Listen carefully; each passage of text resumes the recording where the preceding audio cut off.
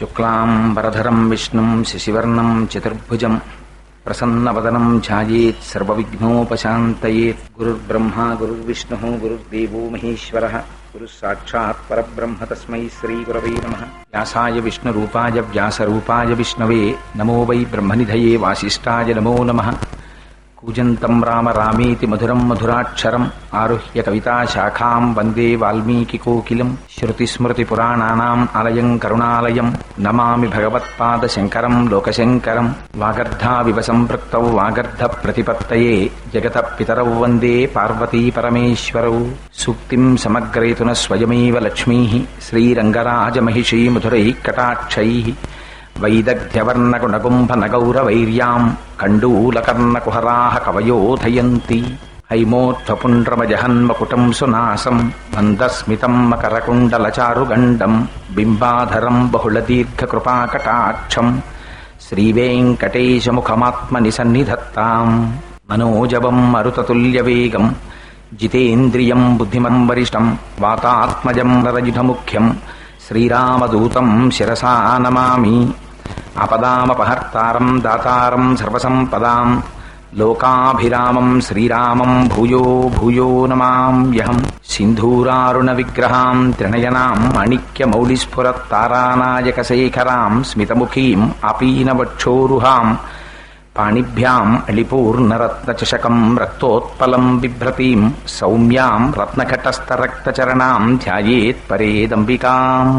హరి ఓం. పరమేశ్వర స్వరూపమైనటువంటి సభకి నమస్కారం. శంకర భగవత్పాదుల యొక్క రుణాన్ని మనం తీర్చుకోలేం. ఎందుచేత అంటే అసలు మనకి భగవంతుణ్ణి ప్రార్థన ఎలా చెయ్యాలో కూడా చేత కాదు. అటువంటి స్థితిలో పడి ఉన్నటువంటి మనకి సౌందర్యలహరి శివానందలహరి మొదలైన వాటిని అడ్డుపెట్టి భగవంతుణ్ణి ఉద్దేశించి ప్రార్థన ఎలా చెయ్యాలో కూడా నేర్పినటువంటి మహాపురుషుడు ఆదిశంకరులు. అందుకే పోతన గారు భాగవతంలో సప్తమ స్కంధంలో ఒక చోట ఒక మాట అంటారు, అత్సపు చీకటింబడి. మనం ఎప్పుడూ మనకు ఉండేది ఏమిటంటే అజ్ఞానం అనేటటువంటి చీకటి. అందుకని అత్సపు చీకటింబడి విషయ ప్రవిష్టులై చచ్చుచు పొట్టుచున్మరల చెర్విత చెర్వినులైన వారికి జెచ్చెర పొట్టునే పరులు చెప్పిననైన ఏమిచ్చిననైన నిజేచ్ఛనైన కానలకు ఎగిననైన హరిప్రబోధములు అంటారు. తింది మొదలుకుని శరీరాన్ని పట్టుకుని ఇదే నేను ఇదే నేను ఇదే నేను అనేటటువంటి అజ్ఞానంలోనే ఉండిపోయి చిట్ట చివరికి అయ్యో నేను ఉండన్రా అని బాల్యాదిశ్యపి జాగ్రదాదిశి తథా సర్వా స్వవస్థాస్యపి వ్యావృత్త స్వనువర్తమాన మహిమిచ్చంత స్ఫురంతం సదా అంటారు శంకరులు దక్షిణామూర్తి స్తోత్రంలో. ఒక పక్క అవస్థలు మారిపోతున్నాయి, ఒక పక్క చూస్తే శరీరంలో మార్పు వచ్చేస్తోంది, ఆ శరీరం జర్జరీభూతమైపోతోంది. నేను ఇలా ఉంటాను అనుకుంటున్నావేమో, నేను ఉండను వెళ్ళిపోతాను అని హెచ్చరిక చేస్తోంది. అయినా కూడా ఇంకా శరీరాన్ని పట్టుకుని పాకులాడుతూ ఇది ఉంటిపోతుందనేటటువంటి తాదాత్మ్యతతో జీవితాన్నంతటినీ గడిపి తొట్టతొన ఏదో ఒకనాడు కొంప ముంచి ఇది వెళ్ళిపోయిన తరువాత ఇంకా ఇల్లు చక్కదిద్దుకోవడానికి కాలం లేదు కనుక, ఆనాడు వాడు చేసేది లేదు కనుక ప్రారబ్ధం ఏమిటి సంపాదించుకున్నాడో దాంతో మళ్లీ తిరిగి పరమేశ్వరుడు నిర్ణయించినటువంటి అనేక యోనులలోకి ప్రవేశిస్తుంటాం. కానీ నిజానికి ఈ శరీరంతో మనం ఎందుకు వచ్చామో ఆ ప్రయోజనాన్ని నిర్వర్తించుకోవడం కోసం హృదయాన్ని విప్పి పరమేశ్వరుడి యొక్క పాదముల దగ్గర పెట్టి ఆర్తితో భగవంతుణ్ణి స్తోత్రం చెయ్యడం, భగవంతుణ్ణి ప్రార్థన చెయ్యడం కూడా మనకి నిజమునకు చేత కాదు. అందుకని ఎలా ప్రార్థన చెయ్యాలో నేర్పారు శంకరాచార్య మనకి సౌందర్యలహరిలో. ఎంత అద్భుతమైన మాట మాట్లాడతారంటే ఒరే అందరూ అనలేర్రా, భగవన్నామాన్ని చెప్పడం, భగవంతుణ్ణి స్తోత్రం చెయ్యడం, పరమేశ్వరుని యొక్క కృప నా యందు ప్రసరించాలని కోరుకోవడం, ప్రయత్నపూర్వకంగా అమ్మవారి యొక్క పాదముల దగ్గర కూర్చుని ఏ కోరిక లేకుండా తల్లి పాదముల యొక్క సేవ చెయ్యడమే ప్రధాన ఉద్దేశ్యమై అమ్మ పాద కైంకర్యం చేసుకోగలగడం అనేటటువంటిది మనుష్య జన్మకి మాత్రమే ఉన్నటువంటి గొప్ప అదృష్టం. ఎందుచేతనంటే దుర్లభం త్రయమేవైతత్ అంటారు శంకరులు. మిగిలినవన్నీ గొప్ప విషయాలు అనుకుంటున్నావేమో, ఐశ్వర్యం గొప్పతనం కాదు, అందం గొప్పతనం కాదు, శరీరం పొడుగ్గా ఉండడం పొట్టిగా ఉండడం విశేషమైన బలం కలిగి ఉండడం ఇవన్నీ గొప్పతనాలు కావు. ఇవన్నీ పరమేశ్వర విభూతి. ఒకనాడు నువ్వేదో పుణ్యం చేశావు, ఈనాడు వచ్చాయి. అన్నిటికన్నా గొప్పదేదో తెలుసా? మూడే మూడు: మనుష్యత్వం, ముముక్షత్వం, మహాపురుషుల్ని ఆశ్రయించడం. ఈ మూడు దొరకమంటే దొరికేవు కావురా. అందులో నీకు మొట్టమొదటనే అనుకోకుండా మనుష్యుడవై జన్మించావు. మనుష్యుడవై జన్మించావు కాబట్టి నువ్వొక్కడివే నోరు విప్పి వాక్కు అనేటటువంటి సాధనాన్ని వాడి నీ మొర భగవంతుడికి చెప్పుకోగలవు. భగవంతుణ్ణి చేరుకోవడానికి అవసరమైనటువంటి వాక్కుని ఉపయోగించుకునేటటువంటి అదృష్టము కలిగినటువంటి ప్రాణి ఏదైనా ఉన్నది అంటే ప్రపంచంలో ఒక్క మనుష్య జన్మే.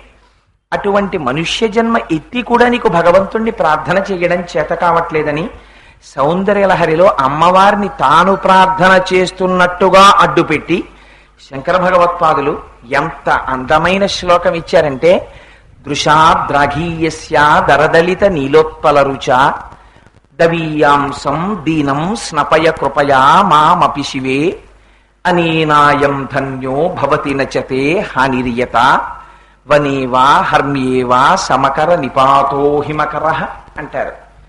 ఎంత గొప్ప శ్లోకం అంటే అది.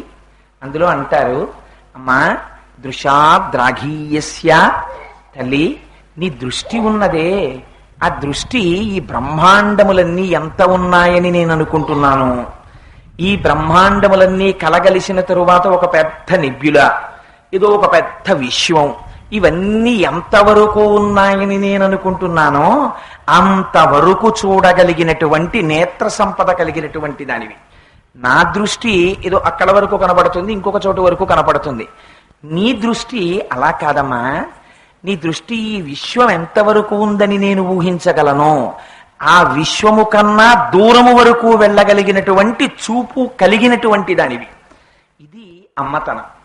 అమ్మ అంటే అమ్మకి మాత్రమే ఉండే లక్షణం. అమ్మ వంట చేసుకుంటూ ఉంటుంది. ఇంకా తన రక్షణ యందు తను స్థైర్యంతో ప్రవర్తించడం చేత కానటువంటి పిల్లవాడు, ప్రమాదాన్ని కౌగలించుకునేటటువంటి నైజమున్నటువంటి పిల్లవాడు, ఇంకా పరిణతి చెందనటువంటి వయస్సున్న పిల్లవాడు ఎక్కడో ఇంటి పెరట్లో ఆడుతుంటాడు. ఆడుతుంటే అమ్మ ఇక్కడ వంట చేస్తూ ఉంటుంది, కానీ దృష్టి అంతా పిల్లాడి మీదే ఉంటుంది. వస్తూ ఉంటుంది, ఒక్కసారి ఆ మేడ నుంచి పిల్లాడు ఏం చేస్తున్నాడో చూస్తూనే ఉంటుంది. రాత్రి నిద్రపోతుంటుంది. మీరు చూడండి ఎంత చిత్రంగా ఉంటుందంటే సృష్టి. అప్పటి వరకు ఆ అమ్మాయి ఎక్కడో కాలేజీలో చదువుకుంటుంది. ఆ అమ్మాయి ఎప్పుడు ఏం పసిపిల్లల్ని ఎత్తుకుని ఎరగదు. ఏదో ఎప్పుడు కాలేజీ పుస్తకాలు, అమ్మ వండి పెడితే క్యారేజీ పట్టుకోవడం, అమ్మ గబగబా యూనిఫామ్ తీసుకొచ్చి ఇస్తే వేసుకోవడం, వేసుకుని గబగబా కాలేజీకి వెళ్ళిపోవడం తప్ప ఒక్కనాడు వంటింట్లోకి వెళ్ళి పొయ్యి దగ్గర వంట చేసి ఎరగనటువంటి అమ్మాయి వివాహమై ఓ పిల్లవాడు పుడతాడు. పుడితే ఎంత నిద్దట్లో కూడా తను నిద్రపోతూ ఉంటుంది, పిల్లవాడు నిద్రపోతూ ఉంటాడు. తన ప్రమేయం లేకుండానే నిద్రపోతున్నటువంటి పిల్లవాడిని తన దగ్గరికి లాక్కుని పిల్లవాడి యొక్క క్షేమాన్ని నిద్రలో కూడా ఆవిడ కోరుకుంటూ ఉంటుంది. అంత జాగ్రత్తగా గుండెలకి హత్తుకుంటూ ఉంటుంది. ఎవరిచ్చారు ఇది? పరమాచార్య ఒక మాట అంటుంటారు, నీకు అమ్మలో సృష్టి అంతా ఉందిరా, భగవంతుడిని ఎక్కడ చూస్తావు? భగవంతుడు అమ్మలోనే కనపడతాడు. ఎందుకని? భగవంతుడు అంటే ఎవరు? మూడు లోకములకు, మూడు కాలములకు, మూడు మూర్తులకు దగ్గరికి వెళ్ళి శంకరుణ్ణి అలమయ్యమ అంటారు పోతన గారు అష్టమస్కంధంలో. ఆయనే సృష్టికర్త, ఆయనే స్థితికర్త, ఆయనే లయకర్త. ఒక్క అమ్మలో మీరు సృష్టికర్తని చూడొచ్చు, స్థితికర్తని చూడొచ్చు, లయకర్తని చూడొచ్చు. అమ్మ తను తిన్న అన్నాన్ని గుర్తెరగనటువంటి స్థితిలో కడుపులో చీకట్లో పడిపోయి ఉన్నప్పుడు తను తిన్న అన్నంలో ఉన్నటువంటి సారాన్ని సప్తధాతువులుగా మార్చి శరీర నిర్మాణంలో తన వంతు పాత్ర పోషించింది, ఆవాసం ఇచ్చింది. తన శరీరం వికారం చెందుతున్నా సరే తనకొక బిడ్డడు పుడతాడని మురిసిపోయింది. తను మృత్యు సదృశమైనటువంటి కష్టాన్ని ఎదుర్కొని పిల్లవాడికి జన్మనిచ్చింది. పిల్లవాడు తల్లికి కృతజ్ఞత చెప్పాలా? తల్లి పిల్లవాడికి కృతజ్ఞత చెప్పాలా? పిల్లవాడేం కృతజ్ఞత చెప్పడు, వాడికి ఏం తెలుసు కనుక వాడు ఏడుస్తాడు. అమ్మ తన రక్తాన్ని పాలగా మార్చి పట్టేస్తుంది. పట్టేస్తే వాడు తన చిన్ని చిన్ని కాళ్లతో అమ్మ గుండెల మీద తంతాడు. అమ్మ ఆ చిన్ని చిన్ని పాదాలు తీసి ముద్దు పెట్టుకుంటుంది. ఒకనాడు ఆవిడ సృష్టించింది, ఒకనాడు పాలిచ్చి పోషించింది. ఇది ఎవ్వరూ చెయ్యని పని. కన్న తండ్రి కూడా ఈ పని చెయ్యలేడు. జగత్తు నిలబడుతోందంటే కేవలం అమ్మ ప్రేమ ఒక్కటే ఆధారం. అమ్మ ప్రేమ అనేటటువంటి దాన్ని ఒక్క 5 నిమిషాలు ఈ జగత్తులో ఆపండి, ఈ సృష్టి ఆగిపోతుంది. పిల్లికి ఏం తెలుసండి? పిల్లి పళ్ళు ఎంత సూదిగా ఉంటాయి. అటువంటి పిల్లి పిల్లి పిల్లలా మెత్తగా ఉందంటారు. ఆ పిల్లి తన పిల్లల్ని పెడితే ఎక్కడ ఆ పిల్లలకి అపాయం వస్తుందో అని అంత కోరగా ఉండేటటువంటి తన పళ్ళ మధ్యలోకి పిల్లల్ని ఇరికించుకుని, మనకి తెలియకుండానే మన శరీరంలో ఒక తత్వం ఉంటుంది. మీరు ఏదైనా ఎత్తు మించి దూకేటప్పుడు తెలియకుండానే పళ్ళు గిటకరించుకుంటాం కొంచెం. అలాంటిది పిల్లి గోడ మించి గోడ మీదకి, ఇంటి మించి ఇంటి మీదకి దూకుతూ నోటితో పిల్లి పిల్లని పట్టుకుని పరిగెట్టి తీసుకెళ్లి ఎక్కడో దాస్తుంది. అలా దూకేటప్పుడు ఒక్కనాడు ఆ పిల్లి గట్టిగా నొక్కడం కానీ, ఆ పిల్లి పిల్లకి ప్రమాదం వచ్చేటట్టు ప్రవర్తించడం కానీ ఉంటుందా? ఎవరు నేర్పారు? ఒక పంది పిల్లల్ని కంటుంది. ఓ పంది, నీ పిల్లలకి పాలి అని ఎవరైనా నేర్పారా? ఒక కోడి చిన్న చిన్న గుడ్లని పొదిగి పిల్లల్ని కంటుంది. ఆ కోడికి ఎవరెళ్ళి పాఠం చెప్పారు?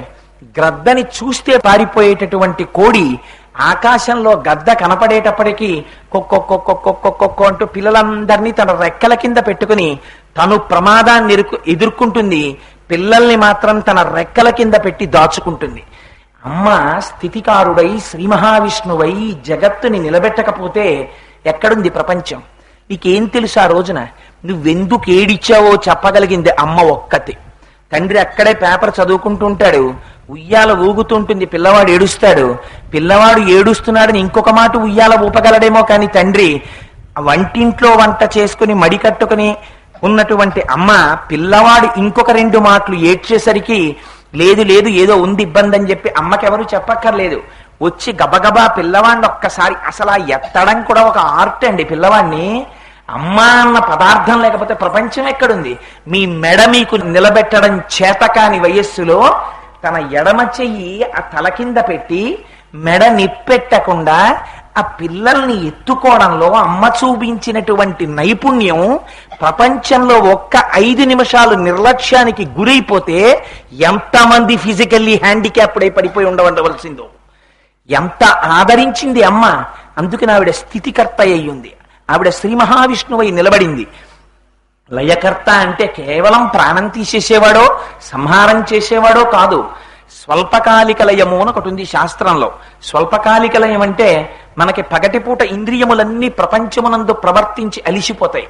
అలిసిపోయినటువంటి ఇంద్రియములకు మళ్ళీ శక్తి కావాలి. ఎక్కడికి వెళ్ళిపోతాయి ఇంద్రియాలు? వెనక్కి అడుగు వేసి మనస్సులోకి వెళ్ళిపోతాయి. ఆ మనస్సు ఎక్కడికి వెళ్ళాలి? ఆత్మలోకి వెళ్ళిపోతుంది. ఆత్మలోకి వెళ్ళిపోయినటువంటి గాఢ సుషుప్తిలో ఆ పరమాత్మ, ఆ శివుడు ఈ ఇంద్రియములకు మనస్సుకు కావలసినటువంటి శక్తినంతటిని ఇస్తాడు. మళ్ళీ స్వప్నావస్థలోంచి జాగ్రత్త అవస్థలోకి వచ్చేటప్పటికీ మళ్ళీ ఇంద్రియాలు, మళ్ళీ మనస్సు శక్తిని పుంజుకుని మళ్ళీ లేచి తిరగగలుగుతున్నాడు. స్వల్పకాలిక లయంలో ఇంద్రియములకు మనస్సుకు శక్తినిచ్చేటటువంటి శివస్వరూపంలా రాత్రి నిద్ర పోకపోతే పిల్లవాడు మరనాడు ఉదయం లేచేటప్పటికి వేడి చేసి దగ్గొచ్చేటటువంటి నీరస స్థితి శరీరమునకుందని గమనించినటువంటి అమ్మ రాత్రి ఇంటికొచ్చినటువంటి బంధువుల పిల్లలతో ఆడుకుంటూ నిద్రపోకుండా గడుపుతున్నటువంటి పిల్లవాడిని తీసుకొచ్చి పక్క మీద పడేసి తల మీద చెయ్యి వేసి కిందకి వంచి వీపు మీద జోకొట్టేసి వాడు ఏడుస్తూ కోపంగా అమ్మ వంక చూస్తున్నా సరే నిద్రపుచ్చి వాడి కన్నుల వెంట కారినటువంటి నీటిని తుడిచి ఒక్క ముద్దు పెట్టుకుని వెళ్ళిపోతుంది. ఆనాడు అమ్మ బలవంతంగా అలా నిద్ర పుచ్చకపోతే మనం ఆ పిల్లలతో ఆడుకుని ఎంత అనారోగ్యానికి గురయ్యేవాళ్ళము. తినకూడని పదార్థాలన్నీ తినడానికి చిన్నతనంలో ఎగబడితే నువ్వు ఇది తినకరా తినకరా తినకరా అని పెట్టడం మానేసి ఈ శరీరాన్ని నిలబెట్టినది అమ్మ కాదు. అందుకని లయకారుడు అమ్మయ్యుంది. బ్రహ్మాన్ని ఎక్కడ దర్శిస్తారు? పరమాచార్యులు వారు అంటారు, ఎక్కడ వెతుకుతావురా బ్రహ్మాన్ని? నీకు కంటితో చూడాలనుందా బ్రహ్మాన్ని? నీ కంటితో నువ్వు బ్రహ్మాన్ని చూడాలనుకుంటే నువ్వు ఎక్కడో వెతకక్కర్లేదు, లోపలికి వెళ్లి బ్రహ్మాన్ని దర్శనం చేయడం ఏమో నీ అదృష్టం. అమ్మవారి యొక్క అనుగ్రహం ఎప్పుడు చేస్తావో హనుమాంతటి వారు నమోస్తు రామాయ సలక్ష్మణాయ దేవ్యై చ తస్యై జనకాత్మజాయై నమోస్తు రుద్రేంద్ర యమానిలేభ్యో నమోస్తు చంద్రార్కమరుద్గణేభ్య అనవలసి వచ్చింది. మనం ఎంతటి వారం ఉపాసనలో? కాదు కాదు, నీకు బ్రహ్మమును దర్శించాలని కోరిక ఉంటే, నువ్వు అంతర్యాగం చెయ్యాలనుకుంటే, నువ్వు బ్రహ్మమునకు నమస్కరించాలనుకుంటే వేరొక చోటికి వెళ్ళక్కర్లా, నీ తల్లి పాదములకు నమస్కారం చెయ్యి చాలు, బ్రహ్మము తృప్తి పొందుతుందంటారు. అటువంటి అమ్మ కనుక ఆ అమ్మ సామాన్యంగా ఒక పిల్లవాడికి జన్మనిచ్చినటువంటి అమ్మకే ఇంత ప్రేమ ఉంటే మా అమ్మ అబ్రహ్మకీట జనని, ఈ సమస్త బ్రహ్మాండములలో ఉన్నటువంటి ప్రతి ప్రాణి మా అమ్మ బిడ్డే. మా అమ్మకి ఎంత ప్రేమ ఉండాలి.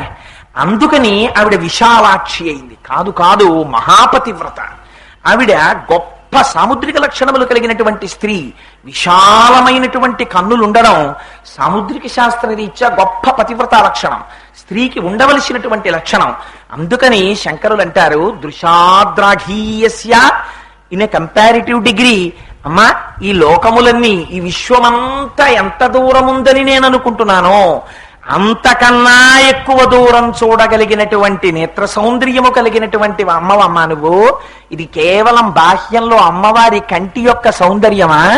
అమ్మవారి కంటి చేత రక్షణ పొందుతూ ప్రతిరోజు అనుభవిస్తున్నటువంటి మీ స్థితి, మన స్థితిని శంకరులు అమ్మవారి కంటి యందు ఆరోపించి ఆ కంటి చేత మనం పొందుతున్నటువంటి ఫలితాన్ని ఈ శ్లోకంలో ఆవిష్కరిస్తున్నారు.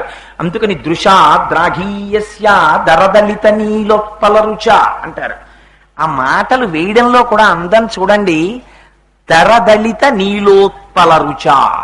నీలోత్పల అండంలో 2 లకారాలు ఉంటాయి. 2 లకారాలు వినపడేటప్పటికే మనకి వెంటనే అందులో 2 లకారములతో కూడినటువంటి అమ్మవారి యొక్క ముఖ్యమైనటువంటి నామం గుర్తొస్తుంది, లలిత. అసలు ఆ నీలోత్పలము అన్న మాట వినేటప్పటికే ఏదో మనస్సులో చల్లగా, ఆ శబ్దం వినేటప్పటికే ఏదో హాయిగా అనిపిస్తుంది. అమ్మవారి కంటి చూపు కూడా అంత హాయినివ్వగలిగినటువంటి అమ్మ. ఆవిడ వక్త్రలక్ష్మీ పరివాహ చలన్మీ నభలోచన. వ్యాసుల వారు లలితా సహస్రంలో అంటారు. అందుకని ఆ తల్లి దరదలిత నీలోత్పల రుచ. దళిత అంటే విచ్చుకున్నటువంటి నీలకమలం. ఆ నీలికమలం బాగా విచ్చుకుందా? బాగా విచ్చుకుందనుకోండి, అమ్మ కళ్ళు ఇలా తెరిచిందనుకోండి, ఇలా కళ్ళు తెరిస్తే మళ్ళీ అందులో ఏదో తేడా వచ్చినట్టు. శివే శృంగారార్థ తదితర జనే కుచ్చనపర అన్నట్టు అమ్మవారు ఏదో తనకి వ్యతిరేకమైన వారో శివుడికి వ్యతిరేకమైన వారో, శివుడికి వ్యతిరేకమైన వారంటే అమ్మకి వ్యతిరేకమైన వారే, భక్తులు కానివారో లోకానికి కంటకులైన వారినో చూస్తే అమ్మ కళ్ళు ఇలా తెరవాలి. అందుకని అమ్మ అలా కళ్ళు తెరుస్తావా? అలా తెరవమ్మా, మేము మీ బిడ్డలం. మేము బిడ్డలం కనపడినప్పుడు అమ్మ ఎలా చూస్తుందో అలా చూస్తావు నువ్వు. అందుకని ఎలా చూస్తావు? దళిత నీలోత్పల కాదు, విచ్చుకున్నటువంటి నీలోత్పలం కాదు నీ చూపు. దరదలిత నీలోత్పల రుచ. ఏం మొగ్గగా ఉంటే విచ్చుకోలేదు. అమ్మ కన్ను మూసిందా ప్రమాదం వస్తుంది. ఎందుకని? ఉన్మేష నిమిషోత్పన్న విపన్న భువనావళి. అమ్మ కన్నే మూసిందా ఈ లోకములన్నీ లయమైపోతాయి. అందుకని కన్ను ముయ్యదు. అందుకని మొగ్గగా చెప్పడానికి వీల్లేదు. బాగా అరవిరిసిన పువ్వు అని చెప్తామా? అమ్మ కళ్ళు ఇలా తెరుచుకున్నాయా? సౌందర్యలహరిలోనే శంకరులు అన్నారు ఒక చోట, తదితర జనే కుచ్చనపర అన్నారు. అందుకని ఏమో నువ్వు లోకకంటకుడైనటువంటి వాడివి కనుక నిన్ను చూసి అమ్మ ఇలా కళ్ళు తెరిచిందేమో. అందుకని అమ్మా మేము బిడ్డలమమ్మా, మమ్మల్ని చూసినప్పుడు మా పట్ల అపారమైన ఆప్యాయతతో నీ దృక్కులను ప్రసరించినప్పుడు ఆ కన్నులు ఎలా ఉంటాయి? మనకి ఆ కన్నులను దర్శనం చేయిస్తున్నారు శంకరాచార్యులు వారు ఇవాళ. ఎందుకు అమ్మవారి కన్నులు దర్శనం చేయించడం? అందులో ఉంది రహస్యం అంతా. ఏ కన్నులట? ఎలాంటి కన్నులట అవి? అవి దరదలిత నీలోత్పల రుచ. కొంచెంగా విచ్చుకున్నటువంటి నీలికమలంటది. ఏం కొంచెంగా విచ్చుకోవడం ఏమిటి? రాత్రి చంద్రుని యొక్క కిరణం పడింది. అసలు చంద్రుడే చల్లనివాడు. శంకరాచార్యుల వారు ఎక్కడెక్కడ చెప్పవలసి వచ్చినా చంద్రుణ్ణి హిమకరహ హిమకరహ హిమకరహ అంటుంటారు. అందుకని ఆ చంద్రుని యొక్క కిరణాలు పడ్డాయి. కొంచెం విచ్చుకుంద మొగ్గ నుంచి పువ్వు స్థితిలోకి వెడుతోంది. ఇంకా బాగా విచ్చుకున్నటువంటి పువ్వు కాదు, కొద్దిగా విచ్చుకుంది. లోపల ఏముందో స్పష్టంగా కనపడదు, కానీ లోపల ఏముందో స్పష్టంగా తెలియనటువంటి స్థితి కాదు. లోపల గుడ్డు ఉన్నది అని కనపడుతోంది, కానీ లోపల ఉన్న వస్తువును మీరు పూర్తిగా దర్శించి చెప్పగలిగినటువంటి స్థితి కాదు. అందుకని విచ్చుకోనటువంటి అరమోట్పు కన్నులు కలిగినటువంటి అమ్మ యొక్క స్వరూపాన్ని మీకు ఆవిష్కరించి చూపిస్తున్నారు శంకరులు. ఎందుకు అలా చూపించడం అంటే, అసలే చక్కటి సరస్సు. ఆ సరస్సులో అప్పుడే విచ్చుకుంటున్నటువంటి నీలికమలం. ఆ రేకుల మీద ఆ నీటి బిందువులు పడ్డాయి, మంచు బిందువులు. ఆ నీలి కమలము యొక్క కాంతి ఉందే రుచ అంటారు. రుచ అంటే తెలుగులో అయితే రుచి అంటే రసేంద్రియము పొందేటటువంటి అనుభూతి. సంస్కృతంలో రుచ అంటే కాంతి. నీలి కమలంలోంచి వచ్చేటటువంటి కాంతి కంటికి చల్లతనాన్ని ఇస్తుంది. ఈ కంటికి సంతోషాన్ని ఇస్తుంది. ఈ మాట ఎందుకు శంకరాచార్యులు వారు ఇంత గొప్ప ప్రయోగం మొదటి పాదంలో చేయడం?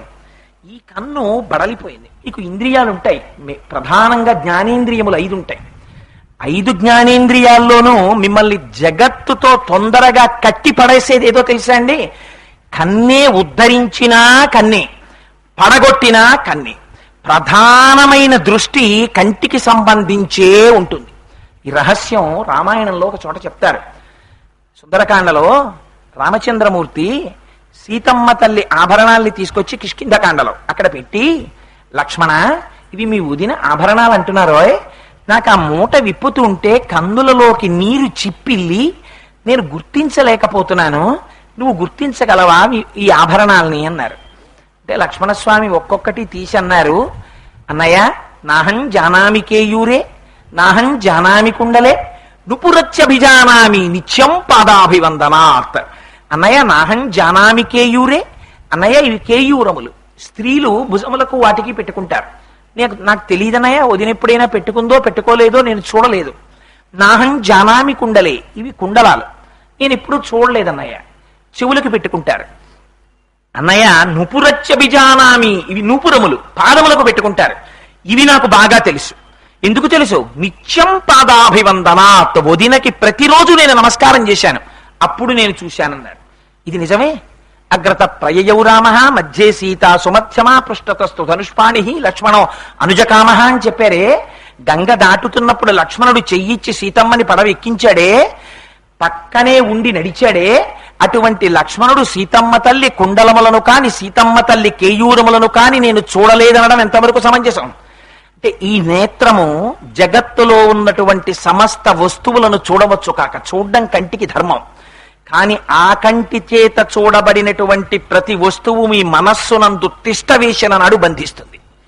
మీ మనస్సునందు ఆ నేత్రము చూడవలసినటువంటి వాటిని, ప్రధానమైన భక్తి సంబంధమైన వాటిని మాత్రమే మనస్సు లోపల ముద్ర వేసుకున్న నాడు అది మిమ్మల్ని ఉద్ధరిస్తుంది. అందుకని ఎక్కువగా వస్తువులన్నింటి వైపు తిప్పగలిగిన శక్తి, చూడగలిగిన శక్తి కంటికి ఉంది. ఈ కన్ను మెరుపుల వంక ఎక్కువ తిరుగుతుంది. కంటికి ధర్మం, ఎక్కడైనా తడుక్కుని మెరిసింది అనుకోండి, వెంటనే మీరు అటు చూస్తారు, అబ్బా భలే మెరిసిందండి అంటాం. మన జీవితం కూడా ఒక్క మెరుపు. శంకరులు అంటారు, ఆయుర్నశ్యతి పశ్యతాం ప్రతిదినం జాతి క్షయం యవ్వనం ప్రత్యాయాంతి గతాః పునర్న దివసాః కాలో జగద్భక్షకః లక్ష్మీస్తోయతరంగ భంగ చపలా విద్యుచ్చలం జీవితం తస్మాన్ మాం శరణాగతిం కరుణయా త్వం రక్ష రక్షాధునా అంటారు. ఆయుర్నశ్యతి పశ్యతాం ప్రతిదినం జాతి క్షయం యవ్వనం. మనం అనుకుంటాం ఒంట్లో చాలా బలం ఉంది, ఈ యవ్వనం ఇలా ఉండిపోతుంది, అందుకని చాలా కాలం బతుకుతాను, ఇప్పుడే ఎందుకు భగవంతుడిని ఆరాధించడం? దానికి వయస్సు ఉంది, రిటైర్ అయిపోయిన తర్వాత ఏదో ఏమీ అవసరం లేనాడు అప్పుడు కృష్ణారామ అనుకుంటాం. ఇప్పుడు ఎందుకు, ఇప్పుడే భగవంతుడి గురించి అని కొంతమందికి ఒక పెద్ద విశ్వాసం. దంతంబుల్ పడనప్పుడే, తనువుయందారూఢియున్నప్పుడే, కాంతాసంఘము రోయనప్పుడే, జరాక్రాంతంబు కానప్పుడే, వింతల్ మేన చెరించునప్పుడే, కురుల్ వెల్వెల్ల కానప్పుడే, చింతింపన్వలమీ పదాంబుజములన్ శ్రీకాళహస్తీశ్వర అంటాడు దూర్జటి. శరీరము జర్జరీభూతమైపోయిన తర్వాత నువ్వు చేసే ప్రార్థనే ఉంటుంది కనుక మనస్సు నిలబడుతుందా? సదా మోహాతవ్యాం చరత యువతీనాం కుచగిరౌ నటత్యాశాఖ స్వటతి జడితి స్వైరమభిత కపాలిన్ బిక్షో మే హృదయ కపి మత్యం తపలం దృఢా భక్త్యా బధ్యావా శివభవదధీనం కురు విభో అని శంకరులు ప్రార్థన చేస్తారు. చంచలమైనటువంటి మనస్సుని భక్తి అనే పాశముల చేత కట్టి పడయ్యడం ఒంట్లో ఓపికన్ననాడు అలవాటు అవ్వాలి. ఆ నిశ్చలత్వమును పొందితే నువ్వు వృద్ధాప్యంలో ఒక చోట కూర్చున్నా నువ్వు చూసినటువంటి వస్తువు మనస్సులో ఉంటుంది కనుక ఆనాడు నువ్వు పూజామందిరంలోకి నడిచి వెళ్ళగలిగిన ఓపిక నీకు లేకపోయినా రత్నైకల్పిత మానసం హిమజలై స్నానంచ దివ్యాంబరం నానారత్న విభూషితం మృగమిదా మోదాంకితం చందనం జాజీ చంపక బిల్వపత్రచితం పుష్పంచ ధూపం తథా దీపం దేవదయానిధే పశుపతే హృత్కల్పితం గృహ్యతాం అని ఇక్కడ సృష్టించి పూజ చెయ్యగలం. నీ ఒంట్లో ఓపికన్న నాడు తిరగకూడని వాటి వెంట తిరుగుతూనే ఉన్నావు. తిరిగావు సూర్యోదయ సూర్యాస్తమయాలనేటటువంటి రూపంతో పరమేశ్వరుడు నీ ఆయుర్దాయాన్ని గ్రసించాడు. ప్రత్యాయాంతి గతాః పునర్న దివసాః కాలో జగద్భక్షకః లక్ష్మీస్తోయ తరంగ భంగ చపలా విద్యుచ్చలం జీవితం తస్మాన్ మాం శరణాగతిం కరుణయా త్వం రక్ష రక్షాధున. ఒక్క ఏడాది పోతే పిల్లాడు ఇంజనీరింగ్ లోకి వచ్చేస్తాడు, ఇంకొక 5 ఏళ్లు పోతే మా అబ్బాయికి నెలకి 40,000 జీతం వస్తుంది, ఇంకొక 7 ఏళ్లు పోతే నాకు మనవడు వస్తాడు. అవన్నీ రావడం యథార్థం. వీటన్నింటి కోసం నువ్వు తిరుగుతున్నది యథార్థం. కానీ ఒక్కటి జ్ఞాపకం పెట్టుకో, నువ్వు తిరగడం, నీ కోరికలు తీరడం సూర్యోదయ సూర్యాస్తమయాలనేటటువంటి రోజుల లెక్కలో జరుగుతుంటే, ఈ మెరుపుల వంటి ఐహికమైనటువంటి భోగముల కోసం నీ కళ్ళు నీ మనస్సు అలవాటు పడి నువ్వు తిరుగుతుండగా నీ శరీరము జర్జరీభూతమై ఒకనాడు ఎవ్వరికీ తెలియకుండా మృత్యువు కేవలము ఉచ్ఛ్వాస నిశ్వాసల మధ్యలో ఉంటుంది. ఎప్పుడు ఆగిపోతుందో ఎవరికి తెలుసు. లోపలికి ఊపిరి తీశాక బయటికి వెళ్ళకపోవచ్చు, బయటికి విడిచిపెట్టాక లోపలికి తీయకపోవచ్చు. ఎక్కడుంది మృత్యువు? తీసిన ఊపిరి విడిచిపెట్టడంలో ఉంది, విడిచిపెట్టిన ఊపిరి మళ్ళీ తీయడంలో ఉంది. ఎక్కడ ఎవరికి మృత్యు ఉందో ఎవరికెరుక కనుక. అందుకని దీపం ఉండగా ఇల్లు చక్క పెట్టుకో. ఈ తిరిగావు తీసుకొచ్చావు, ఇందులో ఒక్కటి నిన్నుద్ధరించగలిగిందిందా? అలాగని సంసారములు మానేయమని శంకరులు చెప్పారా? ఎప్పుడూ చెప్పలేదు. మూఢజహీహి ధనాగమ తృష్ణ విడిచిపెట్టన్నారంతే శంకరాచార్యుల వారు. ఎందుకురా అలా తిరుగుతావు? డబ్బు డబ్బు డబ్బు డబ్బని తిరుగుతున్నావే, బాహ్య సౌఖ్యం కోసం తిరుగుతున్నావే, స్త్రీ సౌఖ్యం కోసం పరిగెడుతున్నావే, కాలం వెళ్ళిపోతోంది, నీకు ఓపిక అయిపోతోంది. నువ్వెప్పుడు పరమేశ్వరుణ్ణి ప్రార్థిస్తావు? నువ్వు సంపాదించిందంతా నీ వెనకాతలు వచ్చేస్తుంది అనుకుంటున్నావా? నువ్వు నమ్ముకున్న వాళ్ళు నీ వెంట వస్తారనుకుంటున్నావా? కింవానేన ధనేన వాజికరిభి ప్రాప్తేన రాజ్యేన కింవా పుత్ర కలత్ర మిత్ర పశుభిర్దేహేన గేహేన కిం జ్ఞాతైతక్షణ భంగురం సపతిరోత్యాద్యం మనోదూరత స్వాత్మార్థం గురువాక్యతో భజ భజ శ్రీపార్వతీ వల్లభం. అన్నిటికన్నా అసలు సంఘం లేనిది డబ్బే. నువ్వు ఇంత కష్టపడి సంపాదించావు. పశుపక్ష్యాది సమస్త జీవకోటిలో తనకి కావలసినంత సంపాదించిందే కాని తన తరువాతి తరానికి దాచేటటువంటి హీనమైన లక్షణం ఉన్న జీవి ప్రపంచంలో మనిషి తప్పింకోలేడు. నువ్వు సంపాదించావు, తీసుకెళ్ళావు, దాచావు. నీ సమయం అంతా సొమ్ముగా మారింది. ఆ సొమ్ము కనీసం నీ ముందు నోట్లగా కూడా లేదు. బ్యాంకు పాస్ పుస్తకంలో అంకెల రూపంలో నీ బీరువాలో చీకట్లో మగ్గుతోంది. నీ శరీరం పడిపోయింది. ఒకనాడు పడిపోయిన నాడు వెదురు కర్రలు కొని తేవడానికి, తాడు కొని తేవడానికి, గడ్డి కొనడానికి, ఆ తరువాత నీ మీద కప్పేటటువంటి తెల్లబట్ట కొనడానికి కూడా ఆ డబ్బు రూపాయల వెంట కన్నీటి బిందువులేం ఒలకవు. ఆ డబ్బు సంతోషంగా వచ్చి తీసుకొస్తుంది అవన్నీ. కింవానేన ధనేన అయ్యో ఇంత కష్టపడి సంపాదించాడండి, ఓసారి వచ్చి ఆ నోట్ల కట్ల కళ్ళ ముందు ఏమైనా తిరుగుతాయా? ఏమీ కనపడం, అక్కడే ఉంటాయి. వాజికరిభి, నువ్వు సంపాదించిన వాహనాలో ఇంత కష్టపడి కారు కొన్నావు, ఇంత కష్టపడి ఏసీ చేసావు, అయితే ఇవేవి వదిలేయమని శంకరుడు చెప్పలేదు. వాటి యందు వ్యామోహం వదిలేసేయి అన్నారు. ఆఖరికి నీ శరీరాన్ని తీసుకెళ్లే నాడు కొత్త కర్రలు తేవడానికి కూడా కారు అంత సంతోషంగానూ పెడుతుంది. అంతేకాని కార్పొరేటర్లోంచి నీళ్లు కారిపోయేలాగా అయ్యో నా యజమాని పోయాడని అదేం బాధ పెట్టుకోదు. ఇల్లు అసలు కదిలి రాదు. భార్య కేవలం గుమ్మం వరకు, కొడుకు రుద్రభూమి వరకు. నీదని నువ్వు ఇలా చూపించినటువంటి నీ శరీరం కల్లరి బొమ్మయౌ కాయంబులొల్లా అద్దె కొంపల బోలు ఆలోకమల్లా అని తను పెంచు దొంగలవు తనయులనొల్లా ఎందుకీ భాగ్యంబులెందుకీ మురుపు ముందు చా ఉండంగ మురియంగనగుని. అందుకని వచ్చేస్తోంది ప్రళయం, ముంచుకొచ్చేస్తోంది. అందుకని నీకు వెర్రి తగ్గేది ఎప్పుడో తెలుసా? నీకింక సమయం లేదురా. ఇంత జ్ఞానం, ఇంత దాని గురించి వైరాగ్యం, ఇంత భక్తి, ఇంత బోధ తరచి చూసుకోవడం. వైరాగ్యం అంటే ఏమిటి? శంకరులు అంటారు ఒక చోట, తెచ్చిపెట్టుకున్నది వైరాగ్యం కాదు. నువ్వు ఏదో ఆ వస్తువు వైపుకి వెళ్ళనన్నది వైరాగ్యం కాదు. అందుకని శంభోహో అన్నారు. సుఖమిచ్చి ఆ సుఖము కాదని తెలుసుకోవడం వైరాగ్యం. మనస్సు ప్రయత్నపూర్వకంగా ఏవి కష్టపడటి వైపుకు వెళ్లకుండా చేయడం కాదు, చూసి కూడా అది భోగము కాదని తిరస్కరించగలగడం, అది వైరాగ్యం. అందుకని అదిగో అటువంటి వైరాగ్య సంపత్తిని ఇయ్యగలిగినటువంటి వాడు శంకరుడు. ఆ అమ్మ కంటి చూపుందే, అదంతా దయతో నిండిపోయిందిరా. ఒక్కసారి అమ్మ వంక ఇలా చూసి నమస్కారం చేశావా, ఆ అమ్మ నీ వంక దయతో చూడడానికి సిద్ధంగా ఉంది. నిన్న చెప్పానే, ఉభౌ దర్వీ కుంభౌ మణిగణక సంభావిత గుణౌ తథానా పాణిభ్యాం అమృతరస మృష్ణాన్న కలితౌ కళాఢ్యా కళ్యాణి కలిత సదనా శ్రీ గిరసి శిరసస్యసౌ భ్రమర్యంబా రచయితుమరిష్టార్థ విభవం. నీ కోరిక తీర్చడానికి మణిగణకచితమైన తెడ్డు పట్టుకుని సిద్ధంగా ఉందమ్మా. కేవలం తన కంటి చూపుతో పోషించేస్తుంది, నీ అజ్ఞానాన్ని విరిచేస్తుంది. ఏమిటి విరిచేయడానికి? నీ గొప్ప కాదు, నువ్వు సంపాదించుకున్నటువంటి అర్హత కాదు. ఏమిటి అమ్మలో ఉన్న గొప్పతనం? దరదలిత నీలోత్పల రుచ. ఆ అమ్మ కన్ను చల్లతనం తప్ప వేరొకటి ఎరగదురా. ఆ తల్లి ఎన్నడూ ఎర్రటి కన్నుతో చూడడం అమ్మకి చేత కాదు. ఎందుకని? ఆవిడ అమ్మతనమే ఆ లక్షణం. అమ్మ ఎప్పుడైనా కోపంగా చూస్తుందా? అమ్మకే కోపం వస్తే ఇంకా ప్రపంచం ఎక్కడ ఉంటుంది? అందుకే అంటారు హనుమ, తుల్యశీలావయో వృత్తాం తుల్యాభిజన లక్షణాం రాఘవోర్హతి వైదేహీం తం చేయమసితే క్షణ అంటారు. సీతారాములు అన్నిటా ఒకరికొకరు సమానమైన రామచంద్రమూర్తి కన్నా సీతమ్మ తల్లి ఒక్క విషయంలో ఒక మార్క్ ఎక్కువ వేస్తున్నానన్నారు.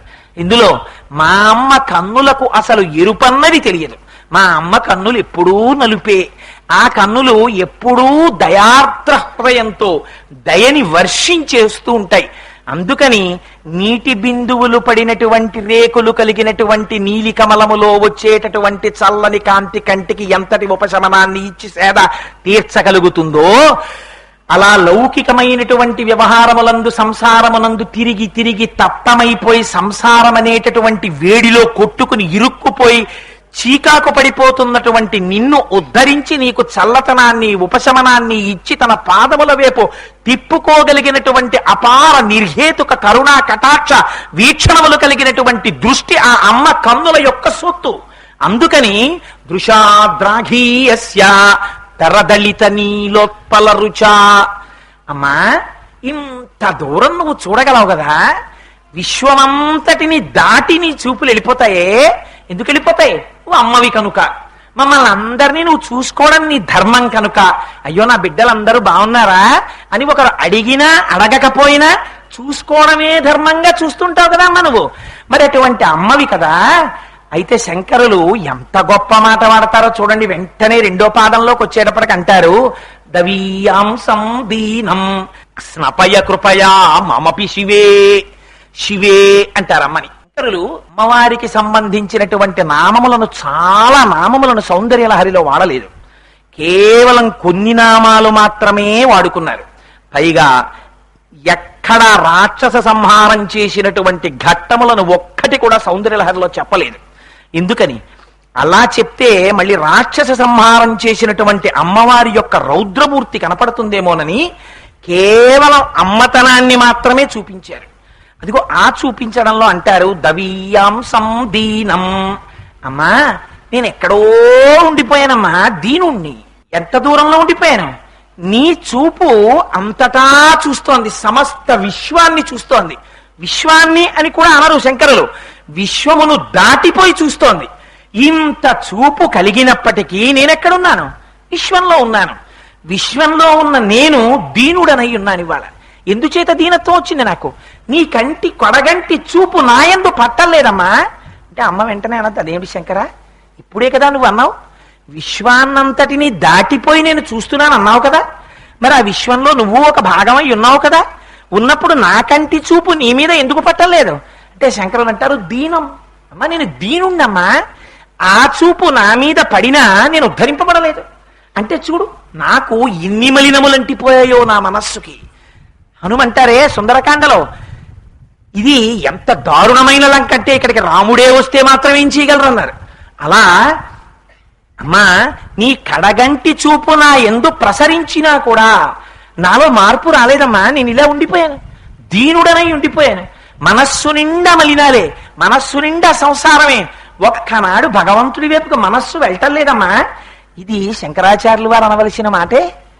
శంకరుల ఈ స్థితి, శంకరుల దీనులు ఈ సమస్త జాతిని ఆసేతు హిమాచల పర్యంతం పాదచారి అయి పర్యటించి దీనులందరి దగ్గరికి వెళ్ళి, నువ్వు దీనుడవు కావురా, నువ్వు స్వయంగా శివుడవు అని చాటి చెప్పినటువంటి మహాపురుషుడు, అద్వైత భావన యందు రమించినటువంటి వారు, సాక్షాత్తుగా పార్వతీ పరమేశ్వరుల యొక్క స్వరూపమై భూమి మీద నడయాడినటువంటి మహాపురుషుడు, ఆఖరికి అవసరమైతే ఒక కాపాలికుడు వచ్చి తన శిరస్సు కావాలంటే తీసుకుపోమనగలిగినటువంటి గొప్ప ధృతి, జ్ఞాన సంపత్తి, ధైర్యము, త్యాగబుద్ధి కలిగినటువంటి ఆచార్య శేఖరులు, శంకర భగవత్పాదులు అమ్మను ఉద్దేశించి దవీయాంసం దీనం స్నపయ కృపయా. అమ్మా ఇలా నీ కంటి చూపు పడితే సరిపోదమ్మా, స్నపయ నన్ను తడిపెయ్యాలి, నీ కంటి చూపుతో అభిషేకం చేసేయాలి. కృపయా అది ఎలా? కృపచేత. మామపి రుచే, మాం అపి నన్ను కూడా. ఈ మాట శంకరులు అనొచ్చా? శంకరులంతటి వారు అమ్మా నన్ను కూడా అందమా? ఇందుకు మనం శంకరాచార్యుల వారి పాదములకు ఎన్ని మాటలు శిరస్సు తాటించి నమస్కరించినా వారి రుణం తీర్చుకోలేము. ఈ మాట శంకరులు అనకపోతే, ఈ శ్లోకాన్ని ఇవ్వకపోతే సంసారం మగ్నులమైన మనం అమ్మవారి యొక్క కటాక్షం మన యందు ప్రసరించాలని ఏమని చెప్పుకుంటాం, ఏమని ప్రార్థన చేస్తాం? ప్రార్థన చెయ్యడం కూడా చేత కానటువంటి స్థితిలో మనం ఉన్నామని, అంతగా సంసార మగ్నులమైపోయామని, మన్ని ఉద్ధరించడం కోసమని శంకరులు తనని అడ్డు పెట్టుకొని అమ్మవారిని ఉద్దేశించి మామపి శివే అంటారమ్మ నన్ను కూడా. ఇప్పుడు ఈ శ్లోకం ఎవరు చదివినా ఏమవుతుంది? శంకరులకి అన్వయిస్తుందా, నాకు అన్వయిస్తుందా? నేను చెప్తున్నాను అనుకోండి ఈ శ్లోకాన్ని అమ్మవారి దగ్గర కూర్చుని, అమ్మా అనేనాయం ధన్యో భవతి నచతే హానిరియత అంటూ, అమ్మా దవీయాంసం దీనం స్నపయ కృపయా మామపి శివే అన్నాను అనుకోండి, ఆ శ్లోకం శంకరాచార్యుల వారికి వర్తిస్తుంది. ఎవరికి వర్తిస్తుంది? నాకు వర్తిస్తుంది. అయ్యయ్యో వీళ్ళకి ప్రార్థన చెయ్యడం చేత కావట్లేదు, అందుకని వీళ్ళకి ప్రార్థన నేర్పాలి. ఇది కూడా ఎవరిది అనుగ్రహం? అమ్మయే తన కడగంటి చూపుతో శంకరాచార్యుల వారి యందు భాషగా ప్రవేశించి, ఈ బిడ్డలందరూ నా పాదముల వైపుకి తిరగకుండా లోకమునందు తిరుగుతున్నారు, వీళ్ళని నా వైపుకు తిప్పుకోవడానికి ఒక్క ప్రార్థన చేయించి నా తొడ మీద కూర్చోపెట్టుకోవాలి అని వీళ్ళని ఉద్ధరించాలని అమ్మ యొక్క ప్రేమ కనుక శంకరుల చేత ప్రార్థనా శ్లోకాన్ని ఆవిష్కరింపజేసింది. ఇది శంకరుల యొక్క వినయం. ఈ మాట అనడం ఎంత గొప్పతనమో చూడండి, ఎంత భక్తో చూడండి. అందులో మామపి శివే అమ్మ నన్ను కూడా, దవీయాంసం దీనం అమ్మ నేను దీనున్నమ్మా, ఎక్కడో ఉండిపోయాను, నీ కడగంటి చూపు ఇలా పడితే నాకు సరిపోదమ్మా, నేను చేసిన పాపానికి స్నపయ కృపయా తడిపేసేయాలి నీ దృష్టితోటి. ఆ దృష్టిపాతంతో నేను తడిసిపోయానా, ఆ రోజున ఉద్ధరింపబడతానమ్మా. ఏమిటి మాట శంకరులు అండం? ఎంత భక్తితో చెప్పారో చూడండి. అంతటి మహాజ్ఞాని శంకర భగవత్పాదులు భక్తితో మాట్లాడవలసి వస్తే అందరికన్నా కూడా నైత్యానుసంధానం చేసుకుని అందరికన్నా కిందకి దిగిపోతారు. శివానంద లహరిలో అంటారు, పశుమాం సర్వజ్ఞ ప్రథిత కృపయా పలయ విభో. తండ్రి నేను పశువుని, నువ్వో పశుపతివి, మన ఇద్దరి మధ్య ఈ సంబంధం చాలదా కాపాడటానికి, అందుకని నన్ను ఉద్ధరించు తండ్రి అంటారు. ఇది శంకరులు అనవలసిన మాట. మన కోసమని ఆ భక్తితో ఒక్కసారి ఆర్తితో పిలిచారా, ఆవిడ తడితో కూడినటువంటి కన్నుంది, దయతోటి తడిసిపోయినటువంటి కన్ను అమ్మవారిది. ఒక్కసారిలా చూసిందా చాలా ఉద్ధరింపబడిపోతారు. ఆవిడ జ్ఞానం ఇచ్చేస్తుంది, ఎన్ని రకాలుగా ఇస్తుంది. అందరికి ఎన్ని రకాలుగా ఇచ్చిందో, ఒకరికి తాంబూలం నోట్లో పెట్టింది, ఒకరికి బీజాక్షరాలు రాసింది, ఒకరిని కేవలం చూసింది. ఎవరికి ఎన్ని రకాలుగా జ్ఞానం ఇచ్చిందో అమ్మ, ఒకరికి పాలిచ్చింది. శివజ్ఞానాన్ని ఇవ్వడానికి ఆ అమ్మ ఎన్ని రకాలుగా ప్రయత్నించిందో. కావలసిందేమిటి? భక్తితో ఒక్కసారి అమ్మా అనరా చాలు. అమ్మకి ఇంకొక పేరు ఉండదండి, అమ్మకుండే పేరు అమ్మే. అమ్మ దగ్గరికి వెళ్ళి మీరు ఎంత గొప్ప పేరు పెట్టి పిలిచినా సరే, అమ్మ సాక్షాత్తుగా chief secretary to the government of India అవనివ్వండి, మీరు వెళ్ళి ఈవిడ chief secretary to government of India అండి మా అమ్మగారు అని మీరంటే అమ్మ కొంచెం ముఖం దించుకుంటుంది. ఈవిడ మా అమ్మగారు, ఆవిడ ఆ పదవిలో ఉన్నారు, పదవిలో ఉండడం తక్కువ, నాకు అమ్మవడం నా ఘనం, ఇది నా అదృష్టం అని మీరు చెప్పుకున్న నాడు అమ్మ సంతోషిస్తుంది. అమ్మకుండే ఒకే ఒక లక్షణం ఏమిటి? అమ్మా అని పిలిస్తే చాలు లొంగిపోతుంది అమ్మ. అయ్యో ఇది ఇవ్వచ్చా, ఇది ఇవ్వకూడదా, ఇది కష్టమా, ఇది నిష్ఠూరమా, ఇది ఆలోచించదు అమ్మ. దీనికి మీకు నేను ఎలా చెప్పాలో నాకు అర్థం కావట్లేదు. ఒకనాడు నేను ఒక స్నేహితుడితో కలిసి ఒకరింటికి వెళ్ళాను. మేమిద్దరం కలిసి ఒక పని మీద వెళ్ళాలి. వాళ్ళ అమ్మగారికి ఒక 70 ఏళ్ళు, చాలా పెద్ద ఆవిడ. అతను నా దగ్గర ఎప్పుడో మాట చెప్పేవాడు, ఆ మాట నేను ఇప్పటికీ మర్చిపోలేను. అతను అనేవాడు, కోటేశ్వరరావు నేను మా అమ్మగారి పక్కన కూర్చుని, మా అమ్మగారికి 70 ఏళ్ళు వచ్చేసాయి కదా, బ్యాండేజీ గుడ్డ ఎలా ఉంటుందో అలా ఉంటుందండి మా అమ్మగారి చర్మం. గాజు చర్మంలా అయిపోయింది. అదంతా ముడతలు పడిపోతే మా అమ్మ చెయ్యి, మా అమ్మకి ఏం అక్కర్లేదండి, ఒక్క 10 నిమిషాలు నేను వెళ్ళి పక్కన కూర్చుని అమ్మా అని ఏదైనా మాట్లాడితే చాలా ఆ రోజు ఆవిడ అన్ని ఔషధాలు తీసేసుకున్నట్టే, అంత తృప్తి అండి ఆవిడికి. అందుకని ఆలస్యమైన వెళ్ళి పక్కన కూర్చుని అమ్మ చేతిని ఇలా పట్టుకుని, ఎప్పుడు రోజు నేను అన్నేళ్ళు వచ్చిన అమ్మ చర్మాన్ని ఇలా పట్టుకుని, అమ్మ ఏమిటమ్మా నీ చర్మం ఇలా పట్టుకుంటే ఇలా సాగకుండా ఇలా ఉండిపోతుంది ఏమిటమ్మా అంటే, మా అమ్మ పక్కున నవ్వేదండి. చంటి పిల్లల ఇప్పటికీ మా అమ్మ చర్మాన్ని ఇలా ముద్దలు ముద్దలుగా కొండలు కొండలుగా పెట్టి ఆడుకుంటూ ఉంటాను అని అమ్మ గురించి ఆర్తితో మాట్లాడేవాడు. ఒక రోజున అతను నేను కలిసి ఒక పని మీద వెళుతూ వాళ్ళ ఇంటికి వెళ్ళాం. అమ్మగారు ఉన్నారు ఇంట్లో. దురదృష్టవశాత్తు ఆ రోజున ఆయన భార్య వేరే పని మీద వెళ్ళింది. ఈవిడ పాపం ఏదో గ్యాస్ సిలిండర్ వస్తే గ్యాస్ సిలిండర్ తీసుకుని ఇంట్లో పెట్టించారట. పెట్టించి తలుపు వేసుకుందామని చెప్పి ఆ తలుపు సందులో వేళ్లు పెట్టి ఆవిడ నించున్నారు. దేనికో పెద్ద గాలి వచ్చి అపార్ట్మెంట్ లో గ్రౌండ్ ఫ్లోర్ ఏమో ఆ తలుపు వేసుకుంది. వేసుకోవడంలో వేళ్లు 4 వేళ్లు తెగిపోయాయి. సగం తెగిపోయి అక్కడ ఆడుకుంటున్న పిల్లలు చూసి అయ్యో అయ్యో మా అమ్మగారికి వేళ్లు తెగేయని చెప్పి ఆ రక్తం ఆగిపోవడం కోసమని ఏదో కాస్త పంచదారో ఏదో వేసి ఆ పైన గుడ్డ కట్టి పెట్టారు. అలాగే పెడితే ఎవరో వచ్చారా పై ఫ్లాట్స్ లో ఉంటున్న వాళ్ళు, ఏమంటే మేము తీసుకెడతాం హాస్పిటల్కి అన్నారట. అంటే లేదండి మా అబ్బాయి వచ్చాక పెడతానులేండి ఏం పర్వాలేదు అని పాప ఆవిడ ఆ చెయ్యి అలాగే పెట్టి కూర్చుంది. మేమిద్దరం లోపలికి వెళ్ళాం, చూడనే లేదు. అతను అన్నాడు, అమ్మ తల పగిలిపోతోందమ్మా ఇవాళ ఎండకి, ఆఫీసులో కరెంట్ లేదు. ఇతను నాకు చాలా ముఖ్యమైన స్నేహితుడు కోటేశ్వరరావు అని, ఆయన నేను వచ్చాం, అమ్మ ఒక్క 2 కప్పులు కాఫీ పెడుతూ అన్నాడు. ఈ సంగతి మాకు తెలియదు యథార్థంగా. ఆ తల్లి లోపలికి వెళ్ళి 2 కప్పులు కాఫీ పెట్టి ఈ చేతి మీద ఇలా పెట్టి పళ్ళెంలో 2 కప్పులు తెచ్చి ఇచ్చారు. ఇస్తే అదేంటమ్మా అలా పట్టుకొచ్చావే అన్నాడు అతను. అనే లోపల ఆడుకుంటున్న పిల్లలు పరిగెత్తుకొచ్చి అంకుల్ అంకుల్ మా అమ్మగారి వేళ్లు తలుపులో పడిపోయి తెగిపోయి మేము అందాక గుడ్డ కట్టాము అంకుల్ అన్నారు. అంటే అమ్మ వేళ్లు తెగిపోయాయా అని ఇలా చేయి పట్టుకున్నాడు. అబ్బా చేయి పట్టుకోకురా ఈ చెయ్యి అంతా లాగేస్తోంది అన్నారు ఆవిడ. అమ్మా ఈ మాట చెప్పొద్దమ్మా, రాగానే వెంటనే హాస్పిటల్కి తీసుకెడతాను కదా, ఇలాంటి చేత్తో కాఫీ ఎలా పెట్టావమ్మా అన్నాడు అతను. ఒరే నువ్వు ఇంటికి వచ్చి నాకు చాలా తలకాయ నొప్పిగా ఉందమ్మా, ఇవాళ ఆఫీసులో కరెంట్ లేదు, ఒక్క కప్పు కాఫీ ఇయ్యమ్మా అని అడిగావురా. నీ భార్య ఉంటే నీకు ఇస్తుంది, ఇన్నాళ్ళకి కదా నన్ను అడిగావు. అడిగితే దిక్కుమాలిన వేళ్లు తెగాయని నీకు కాఫీ ఇవ్వకుండా నా వేళ్లు తెగాయని హాస్పిటల్కి తీసుకెళ్ళమని అడగనా, అందుకని కాఫీ పెట్టానురా. ఏమిచ్చి రుణం తీర్చుకుంటారండి మీరు అమ్మకి? ఇది అమ్మతనం అంటే, ఇది సౌందర్యం అంటే. శంకరులు చెప్పే సౌందర్యం బాహ్య సౌందర్యము కాదు, అమ్మ యొక్క అంత సౌందర్యం గురించి మాట్లాడుతున్నారు శంకరాచార్యుల వారు. ఇది దరదలిత నీలోత్పల రుచ, ఆ కన్నులలో వచ్చే కాంతికి చల్లదనం తప్ప వేడి తెలియదు అమ్మ కళ్ళకి. ఆ అమ్మ పాదాల దగ్గర కూర్చుని అమ్మా అన్నారనుకోండి పొంగిపోతుందంతే. అంత వ్యాసుడు, అన్ని పురాణాలను ఇచ్చినవాడు, అంత వేద విభాగం చేసినవాడు, విష్ణు సహస్రం ఇచ్చినవాడు, ఇన్ని భగవద్గీతని రచించినవాడు, ఇన్ని చేశాడే. ఆయన లలితా సహస్రం చెప్పవలసి వస్తే ఇంకో మాట చెప్పలేరా? శ్రీమాత అమ్మా అంతే. అమ్మ అమ్మే, అమ్మకి అమ్మతనమే అందము, అమ్మయే సౌందర్యము. ప్రపంచంలో అమ్మని మించిన సౌందర్యము వేరొకటి లేదు, ఉండదు. అందుకని ఇది అమ్మా నీ చూపు, ఇది నీ చల్లతనం, ఇది నీ కారుణ్యం.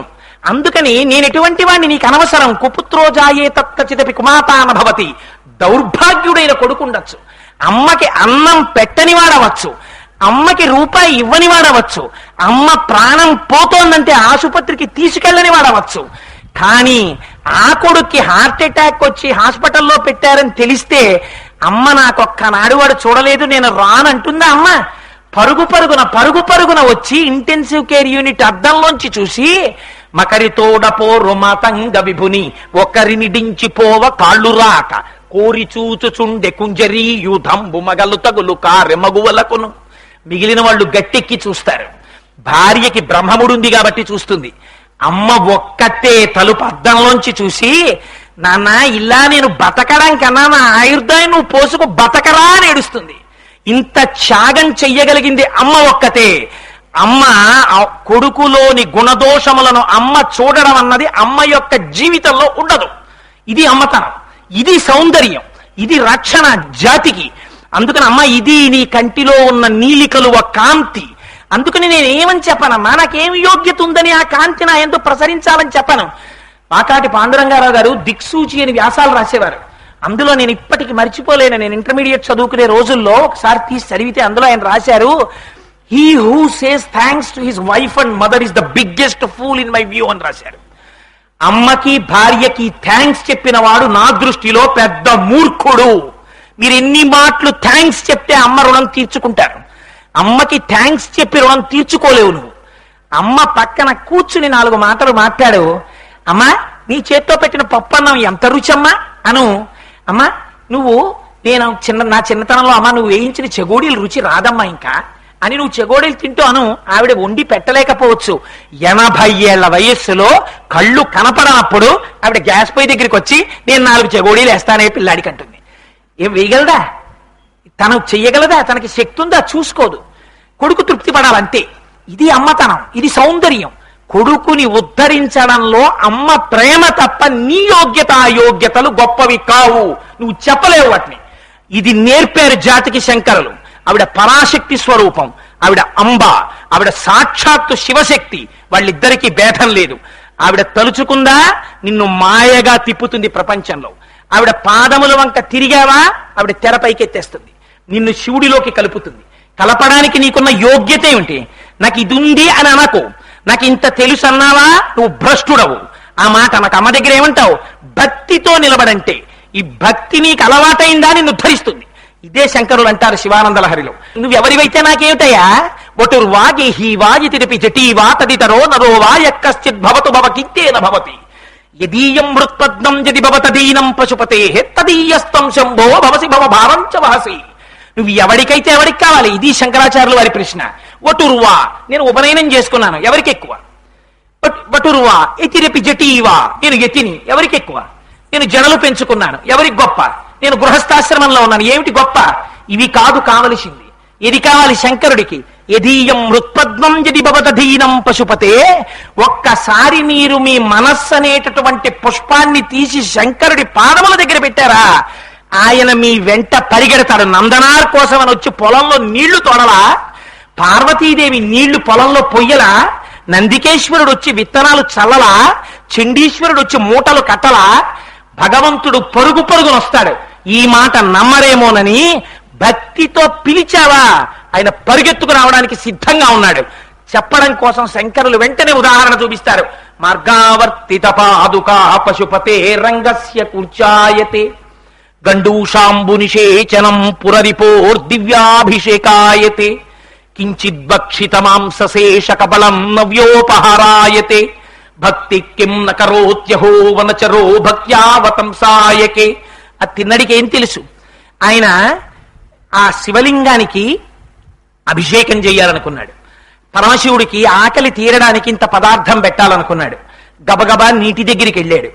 ఆ నీటిని అప్పటికే శంకరుడికి పెట్టడం కోసమని బాగా కాలి రుచికరంగా ఉన్నటువంటి పంది యొక్క శరీరంలో ఉన్న మాంసఖండాన్ని ఎంచుకోవడం కోసమని 4 మాంసం ముక్కలు కొరికి చూసి తన లాలాజనంతో కూడినటువంటి ఎంగిలైన మాంసం ముక్కను ఒక దాన్ని ఎడం చేత్తో పట్టుకున్నాడు, ధనస్సు పట్టుకున్నాడు. ఇంకా పట్టుకోవడానికి ఒక చిన్న పాత్ర కూడా నీళ్లతో పట్టుకోవడానికి ఉన్నవి 2 చేతులు 2 ఉన్నాయి. అందుకని ఏం చేశాడు? శివుడికి అభిషేకం చేయాలని ఒకటి తెలిసింది. ఆయన స్నానం చేస్తే కానీ ఏమి తిండనో అనుమానం. అందుకని ఆ ఏటిలో ఉన్న నీటిని పుక్కిట పట్టాడు. పుక్కిట పట్టి శివలింగం దగ్గరికి వెళ్ళాడు. ముందు రోజు పూజ చేసినటువంటి పువ్వులు కనబడ్డాయి. ఆ పువ్వులు తీయాలి.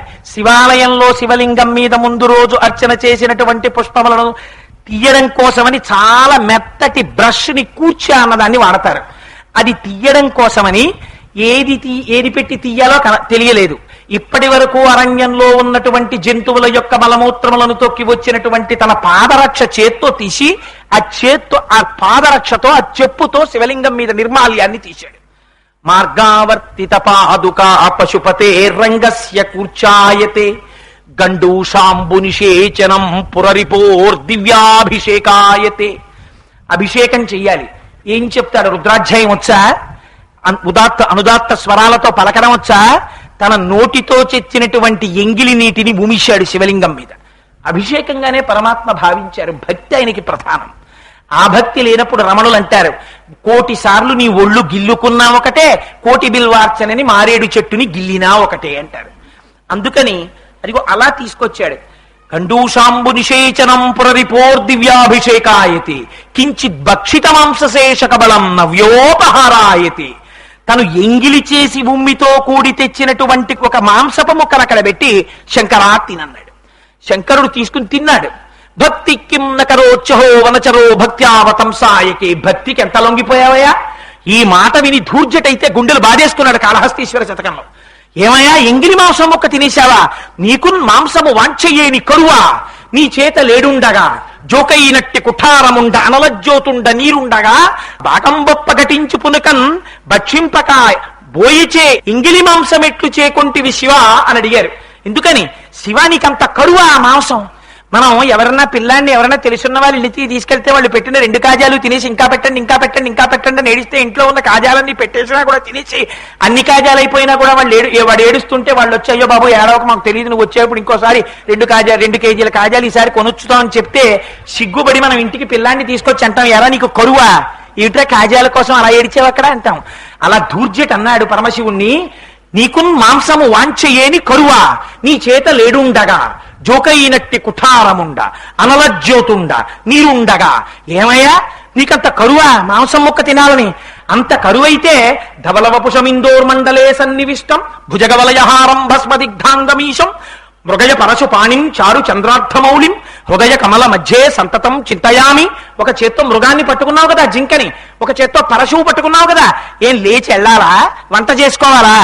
ఈ చేత్తో ఉన్న గొడ్డలి పెట్టి ఈ చేతిలో ఉన్న మృగాన్ని ఒక్క దెబ్బ కొట్టి ఓ మాంసం ముక్కోడి తీసి చేతిలో బ్రహ్మగారి పుర్రి ఉంది అందులో బారేసుకుని ఈ పైన రంగతుంగ తరంగ సంఘములతో రంజిల్లు ఘోషంబుతో బంగారంబగు పొంగుతో నురగతో పువ్వాట తుంపర్లతో భంగుల్ సల్పుచు జంఘలించు తనవో భాగము నుండి జారం గంగమ్మను దల్చితే శిరమునం రంజిల్లుతుని శంకర అని గంగని పెట్టావు కదా ఆ రోజున. ఆ గంగమ్మ ఉంది కదా, ఆ గంగ తీసి బ్రహ్మకపాలంలో పోసుకుని ఇక్కడే ఉంది కదా అగ్నిహోత్రం 3వ కన్ను, దీని మీద ఉడకేసుకుని నోట్లో వేసుకోలేవు, ఎంగిలి మాంసం తింటావా అని అడిగాడు ధూర్జటి.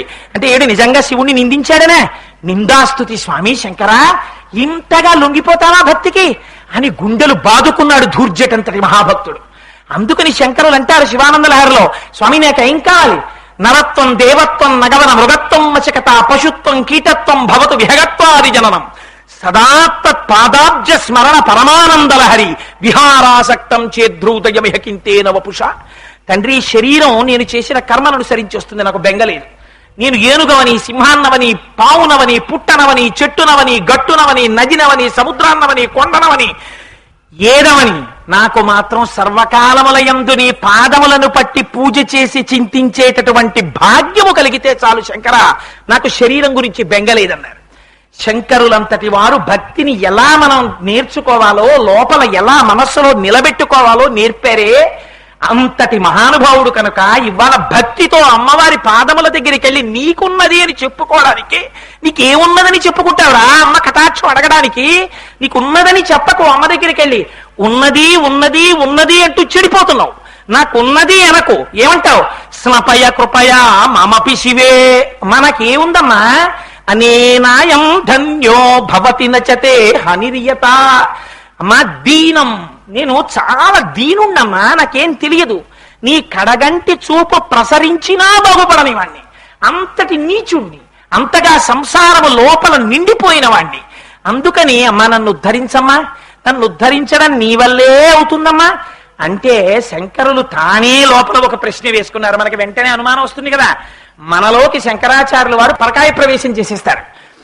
ఒకవేళ మీరు ఇలా అడిగారనుకోండి అమ్మవారిని, అమ్మవారు చూసి, ఏమో కోటేశ్వరరావు, నీకు నా దృష్టి పడాలని అడుగుతున్నావు కదా, స్నపయ కృపయా మమపి శివే అంటున్నావు కదా, నా కడగంటి చూపు పడినా నువ్వు ఉద్ధరింపబడలేదని చెప్పుకుంటున్నావు కదా, మరి నేను ఎందుకు నీ మీద అంతగా దృష్టిపాతాన్ని వర్షించాలి అని అడుగుతావేమో అమ్మా.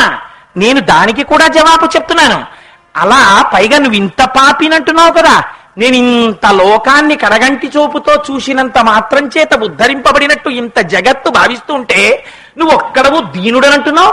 నేను నీయందు అంత దృష్టిని వర్షిస్తే ఒకవేళ ఇంత పాపిని చూడ్డం చేత నాకేం ఇబ్బంది రాదు కదా అనుకుంటున్నావేమో అమ్మా. అనేనాయం ధన్యో భవతి నచతే హానిరియత.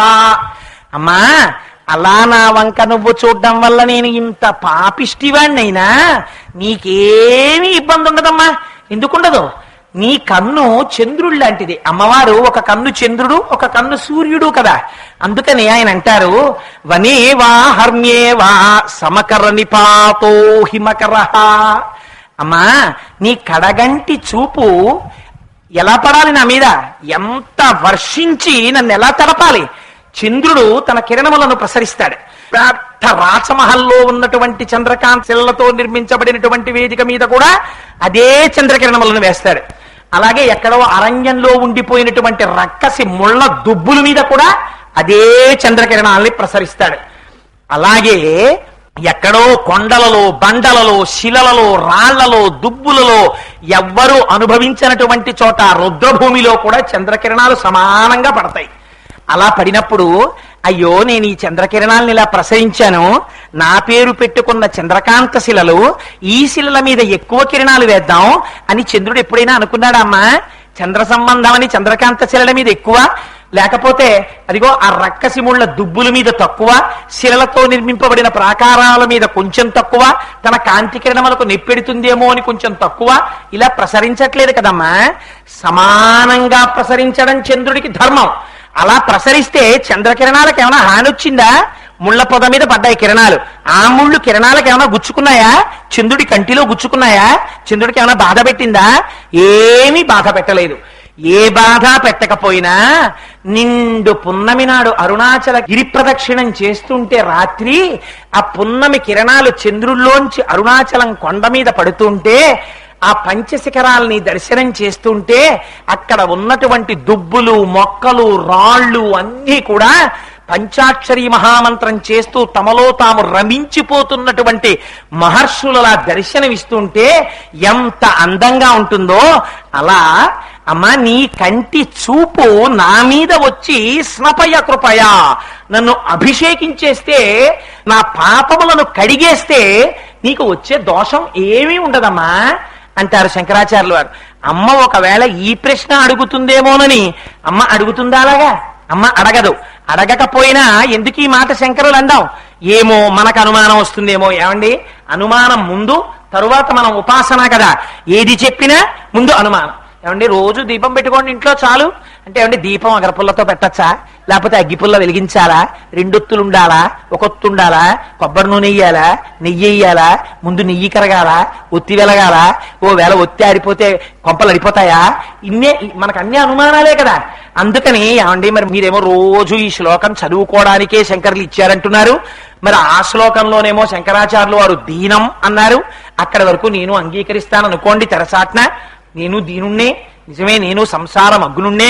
ఇవాళ అమ్మవారిని శ్లోకం చదువుదామంటే ఇంతటి దౌర్భాగ్యుణ్ణి, అమ్మ నా మీద కిరణాలు ప్రసరిస్తుందా, నన్ను చూస్తుందా దయతో అని బెంగ పెట్టుకుంటావేమోనని చంద్రుడితో పోలిచి, ఎందుకని అమ్మకొక కన్ను సూర్యుడు, ఒక కన్ను చంద్రుడు.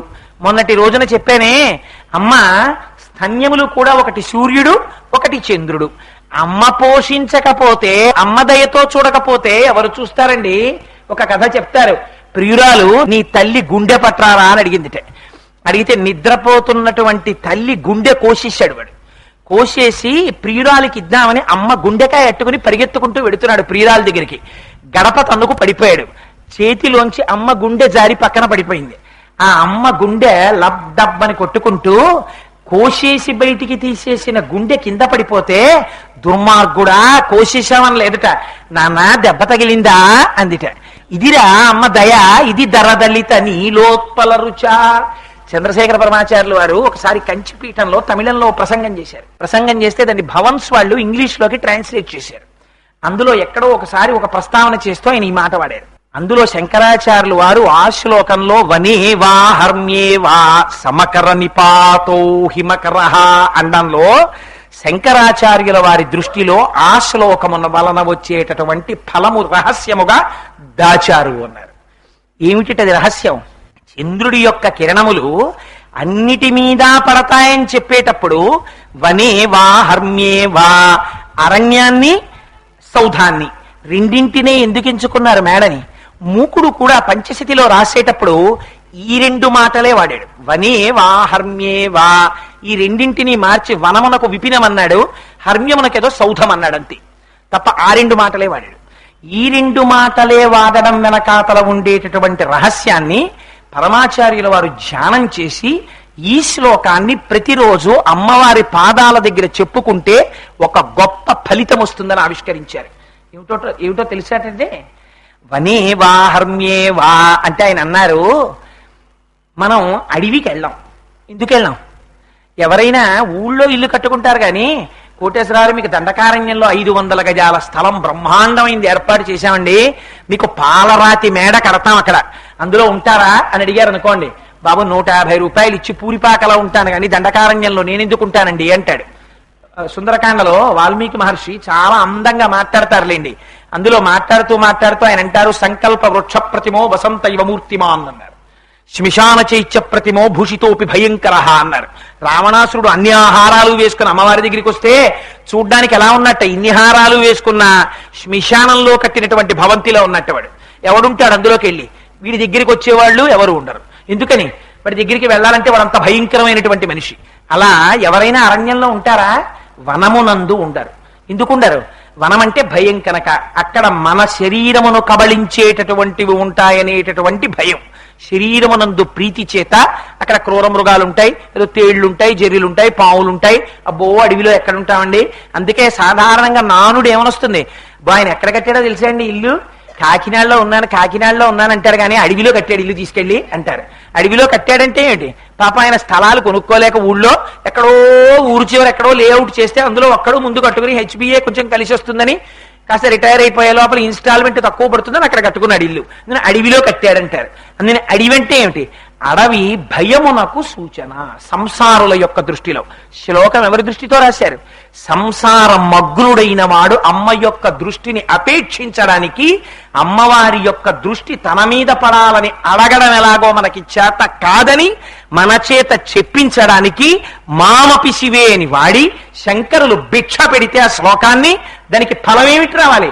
వనే వా ఆ భయాన్ని తీస్తారు. ఇప్పటి వరకు ఉన్నటువంటి భయం ఏదుందో ఆ భయమునకంతటికీ కారణం ఏమిటి? శరీరమునందు అపారమైన తాదాత్మ్యత. ఇందాక వారు అన్నారే, ప్రపంచములో రెండున్నాయి అనేటటువంటి అజ్ఞానము. ఈ అజ్ఞానము పోయిందా? హర్మ్యేవా. ఒకసారి అజ్ఞానం పోయిందనుకోండి, పోతే ఏమవుతుంది? అలా కాకుండా సంసారమగ్నుడై హర్మ్యములో ఉన్నటువంటి వాడికి కేవలము కోరిక చేత సుఖము దుఃఖము. అందుకే అమ్మవారి చేతిలో పట్టుకునేటప్పుడు ఎప్పుడు కూడా ఆ రాగస్వరూప పాసాధ్యాక్రోధాకార అంకుశోజ్వల మనో రూపేక్షుకోదండ పంచతన్ మాత్రసాయక ఆ నాలుగే పట్టుకుంటుంది. ఎక్కడ పట్టుకున్నా ఎవరికి జ్ఞానం కలిగినటువంటి వారికి అమ్మ దర్శనం ఇవ్వనివ్వండి, ఆ నాలుగిటితోటే దర్శనం ఇస్తుంది. మొన్న చెప్పాను, ఈ 4 మన్మధుడి చేతిలోకి వెళ్ళాయా పతనావస్థకి తీసుకెళ్తాడు, ఈ 4 అమ్మవారి చేతిలోకి వచ్చాయా జ్ఞానం వైపుకి తీసుకెళ్లిపోతుంది. ఎవరికి దర్శనం అనివ్వండి అమ్మవారిని, ఇదే చెప్తారు శ్లోకం. కాళిదాసు గారికి అమ్మవారి దర్శనం ఇచ్చింది. వెంటనే వారు ఏమన్నారు? మాణిక్య వీణాం ముపలాలయంతి మదాలసాం మంజుల వగ్విలాసాం మహేంద్ర నీలజ్యుతి కోమలాంగి మతంగ కన్యాం మనసా స్మరామి చతుర్భుజే చంద్రకళావతంసే కుచోన్నతే కుంకుమరాగశోణి పుండ్రేక్షుపాశాంకుశ పుష్పబాణహస్తే నమస్తే జగదేకమాత. ఆ 4 ఆ 4 ఆయుధాలతోనే కనబడుతుంది. ఎందుకని? రాగాన్ని ద్వేషాన్ని తీసి మనస్సుని లయం చేసి తన పాదముల వైపుకి తిప్పుకుని శివజ్ఞానమిచ్చి శివునిలో కలుపుతోంది కనుక ఇది అమ్మవారి యొక్క దయ. అందుకని ఒకసారి జ్ఞానం వచ్చిందా వాడు హర్మ్యములో, అంతకుముందు హర్మ్యంలో ఉండడం సంసారంలో ఉండడం, ఇప్పుడు వాడు హర్మ్యములో ఉన్న అమ్మవారి అనుగ్రహం కలిగిందా, భక్తి చేత జ్ఞానం వచ్చిందా, వాడు హర్మ్యములో ఉన్న వనములో ఉన్న వాడు నిర్భయమైనటువంటి స్థితిని పొందుతాడు.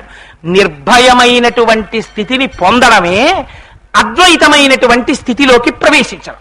అందుకని అలా ప్రవేశపెట్టగలిగినటువంటి స్థితి భక్తితో నువ్వు కూర్చొని ప్రార్థన చేస్తే ఆ భక్తి చేత ప్రీతి చెందిన అమ్మవారు యోగ్యతాయోగ్యతలను విచారించక నిర్హేతుకమైన కృపని జ్ఞానముగా వర్షిస్తే ఆనాడు నువ్వు ఆ స్థితిని పొంది అద్వైతానుభూతిని పొంది ఆ అమృతత్వమును పొందగలవు అని చెప్పడానికి శంకరులు ప్రార్థనా శ్లోకంలో చెప్పి దీనికి ఫలస్థుతి చెబితే ఈ ఫలం వస్తుంది అని వారి నోటి వెంట అంటే అమ్మవారు నిర్హేతుకంగా ఇవ్వవలసినటువంటి ఫలాన్ని కేవలం అంటే వస్తోంది అని చెప్పకూడదు కనుక అది మీ మనస్సు నిలబడడం ప్రధానంగా ఉంటుంది. కేవలం వెళ్ళి చెప్పడం రిచువలిస్టిక్ అంటారు ఇంగ్లీష్లో. తంతు రమణ మహర్షి అద్వైత స్థితిలో ఉండేటటువంటి అనుభవాన్ని అద్వైత స్థితిలో లేకపోవడాన్ని వెంటనే చూపిస్తుండేవారు. రమణ మహర్షి ఆశ్రమంలో మామిడి చెట్లు ఉండేవి, ఇప్పటికీ ఉన్నాయి. అంటే రమణులు లోపల కూర్చున్నారు, వసంతకాలం వచ్చింది, చక్కటి మామిడి పళ్ళు పండాయి. ఎవరో అన్నారు, ఏమండి ఇవాళ భోజనాల్లో మామిడి పళ్ళు వడ్డిద్దాం, చెట్లకి మామిడి పళ్ళు ఉన్నాయి, భగవాన్ పళ్ళు కొయ్యమంటారా అని అడిగారు. అడిగితే మహర్షి అన్నారు, కొయ్యండి అన్నారు.